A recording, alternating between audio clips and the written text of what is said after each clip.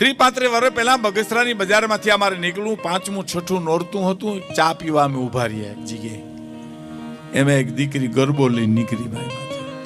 આટલી જો આવડી જ ઉંમર સાહેબ, આવા લુગડા પહેરેલા અને માથે ગરબો. એટલે ગરબામાં તો નોરતામાં તો ન હોય ઘરના, તો બીજાની ચૂંદડીઓ માગીને પણ છોકરીઓ રહે ને. અને નીકળી એમાં કાખમાં ભાઈને તેડેલો સાહેબ. ભાઈને પકડે તો ગરબો પડી જાય એવી બીક, ગરબાને પકડે તો ભાઈ પડી જાય. આ મેં મારી નજરે આ સ્ટેજની સાક્ષી તમને કહું છું. અમે ઊભા હતા, એ દીકરી નીકળી.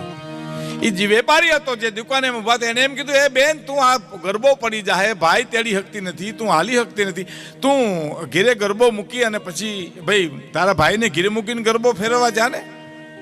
એટલે હામી આવીને ઊભી રહી સાહેબ, અને આંખમાંથી આંસુ